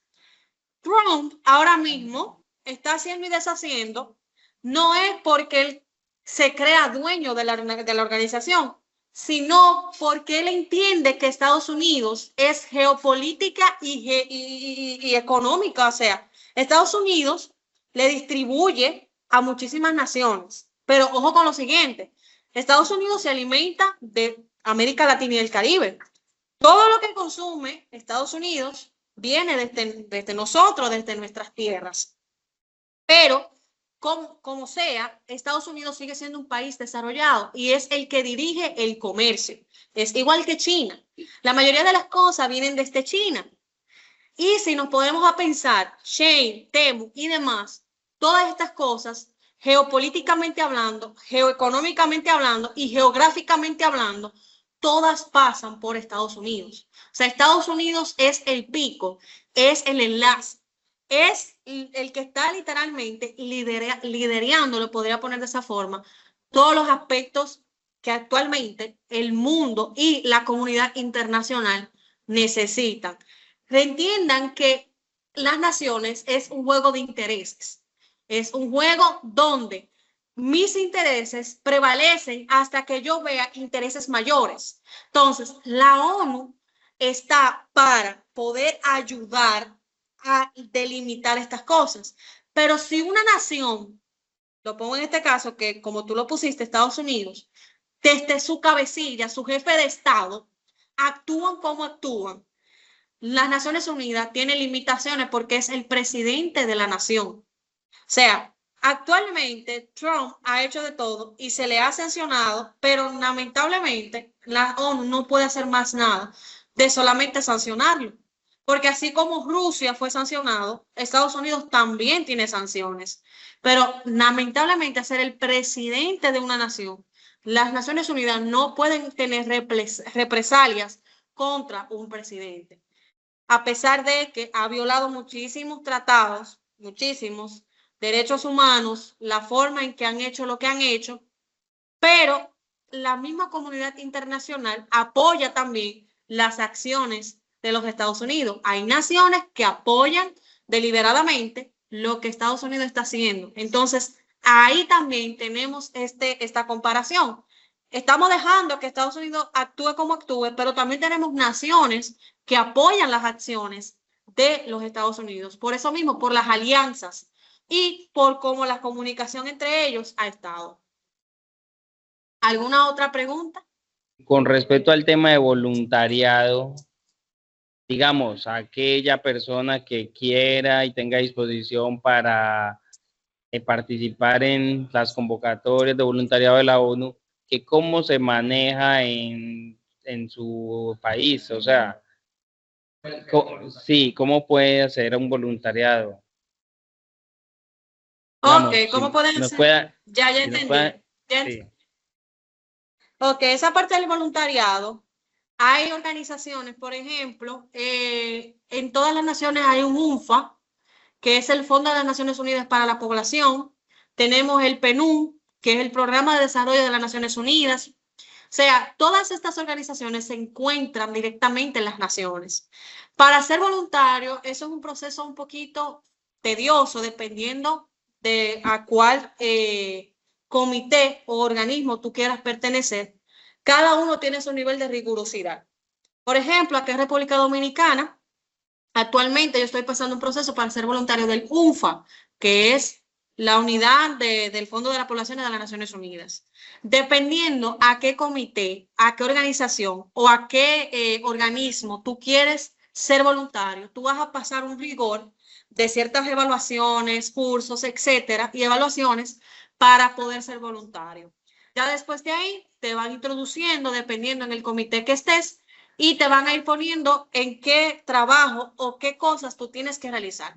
Por ejemplo, si supongamos allá en Colombia tiene que haber una comisión de ONU Mujeres, esto es para las chicas, porque realmente no hay, aquí en ONU Mujeres no se permite los varones, en este caso el sexo masculino, pero para las mujeres, por ejemplo, que quieren pertenecer a ONU Mujeres y quieran ayudar a erradicar la violencia, quieran ayudar a las situaciones que están pasando muchas mujeres, pasan por un rigor de evaluaciones para pertenecer al voluntariado. Recuerden que el voluntariado tampoco es remunerado.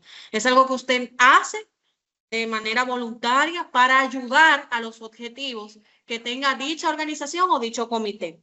Pero eso depende mucho de la nación y también depende a qué comité tú quieres aportar.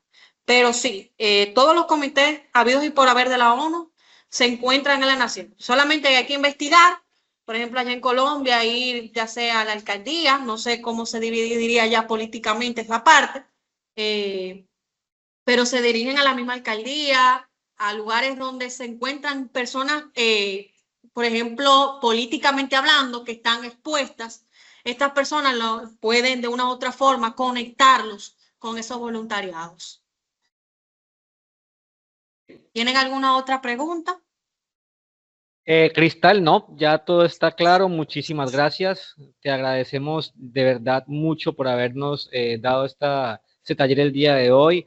Nos diste unas informaciones muy importantes que ya habíamos tenido anteriormente algunos talleres de este mismo talante, pero cada taller trae una información totalmente diferente y nos dejaste claros muchas cosas, además de que queda grabado. Entonces lo volveremos a ver y como quedamos allí con los ejercicios que nos compartiste, lo vamos a hacer nosotros acá internamente para poder ir practicando todo ese tipo de tips que nos acabas de compartir. Estamos muy agradecidos y desde el semillero de MONUCH, Modelo de Naciones Unidas, Universidad Tecnológica del Chocó, y con el grupo de compañeros te agradecemos tu disposición. Bueno, gracias. Les dejo con esta frase entonces del secretario general actual, ¿no? Antonio Guterres.